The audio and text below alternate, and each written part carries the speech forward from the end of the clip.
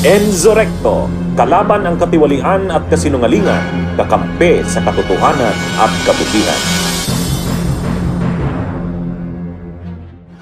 May kutob si Senator Sherwin Gatchalian na maaring naalisan na ng maskara ang tunay na ina ni Bamban Tarlac Mayor Alice Go. Anya, maaring ang tunay na ina ng alkalde ay isang Lee Wen-yi base sa mga nahalukay nilang mga dokumento sa Valenzuela City kung saan may mga negosyo ang pamilya Go, gayon din sa Bureau of Immigration. Kasi nga lumabas dun sa hearing sa dokumento na tumira siya sa Valenzuela. So nagtatanong ako sa mga nagtrabaho sa kanila, yung mga kung saan siya nagrenta, rumenta nung warehouse at yung mga taga doon. At itong taong si Wen Yi, parang pinapakilalang nanay niya doon sa mga taga doon sa Valenzuela. So ako, ang personal assessment ko, this might be the biological mother ni Alice Go. Dagdag pa ng senador sa mga dokumento ng mga negosyo ng mga Go sa Valenzuela City, mababasa ang pangalan ni Lin. Bukod sa ito, ang palaging kasama ni Jian Songgu, ang pinaniniwala ang Chinese name ng ama ni Mayor Go. Matatanda ang kinilala ni Mayor Go ang kanyang ama na isang Angelito Go. Yung mga family business niya, itong si Wen Yi, nandun lahat eh. Consistent nandun si Wen Yi. At yung tinignan namin yung travel records, yung tatay niya, si Go Jong at si Wen Yi traveled 170 times in the span of 6 years. So, madalas silang bumabiyahe as a couple.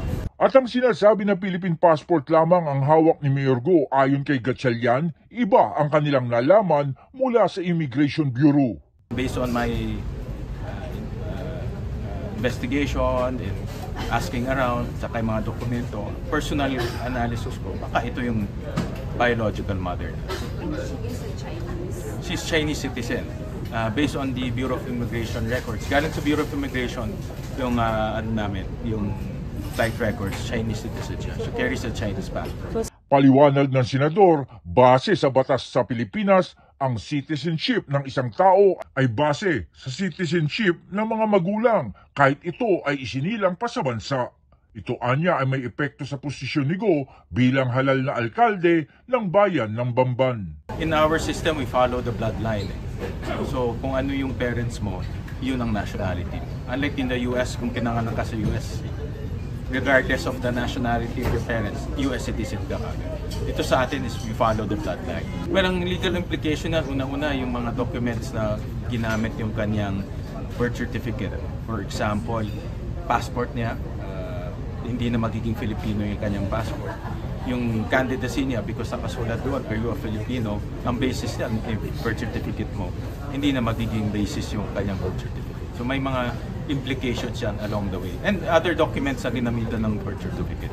Paniwala ng senador, sinadya ng ama ni Mayor Go na magbigay ng mga maling impormasyon sa kanyang birth certificate.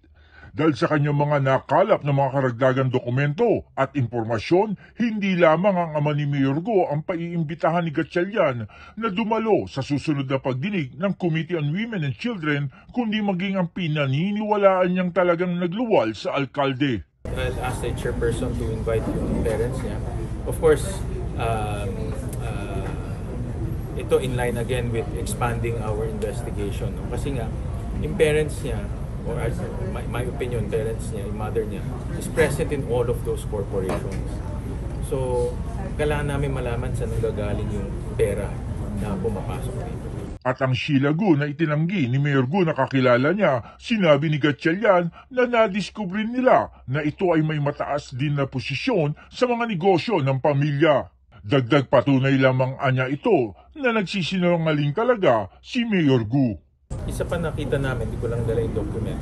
Nasabi niya kasi na hindi niya kilala, di ba the first hearing, wala siyang kapatid, hindi niya kilala si Sheila Go.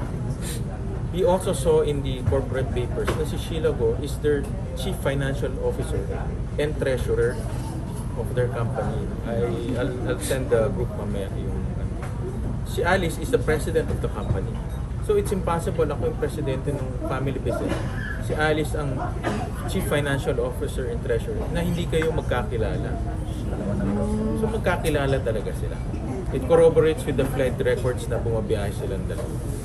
So that alone, she's lying. Hiningi namin ang panig ng kampo ni Mayor Gu kaugnay sa mga pahayag ni Senator Gatchalian, ngunit hindi sumasagot sa aming tawag at text message ang kanyang legal counsel na si Attorney Alex Avisado.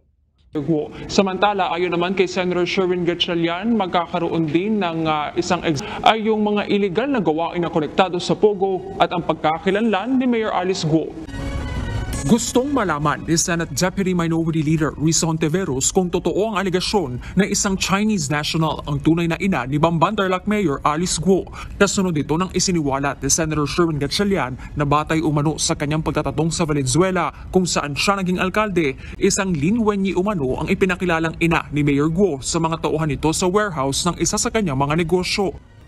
At yung tinignan namin ng travel records, yung tatay niya, si Guo Jianzhong at si Wenyi traveled 170 times in a span of 6 years. So, madalas silang bumabiyahe as a couple. Based on my investigation and asking around, tsaka yung mga dokumento, personal analysis ko, baka ito yung biological mother niya. Batay sa inilabas na mga dokumento ni Senator Hontiveros mula sa Securities and Exchange Commission, kasamang isang Wenyi Lin sa mga pangalan ng incorporators at iisa lamang din ang nakasaad nilang address sa Canumay, Valenzuela City.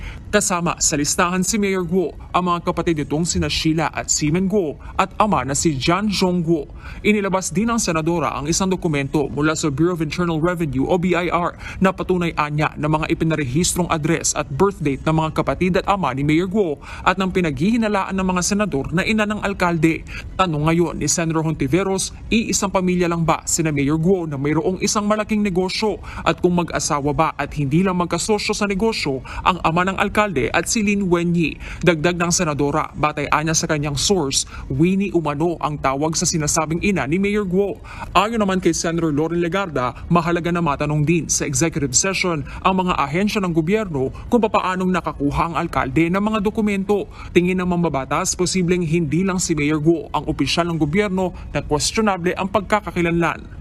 Hindi lang man ito isolated case sa isang maliit na bayan at dapat tingnan natin yung pag-infiltrate ng mga sindikato ng ibang bansa sa mga ahensya ng gobyerno at sa ibang mga halal na opisyales, hindi lamang isa.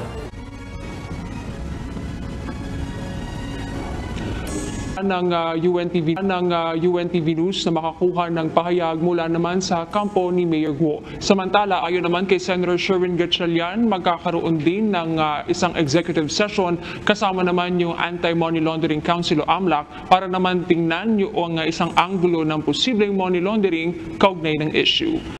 Bunyog, bunyog, halikan na kasama ka. Bunyog, kapag buklod ay may pag-asa. Luzon, Visayas, Mindanao, isa ang pananaw. Sa bagong Pilipinas ang bunyog isisigaw.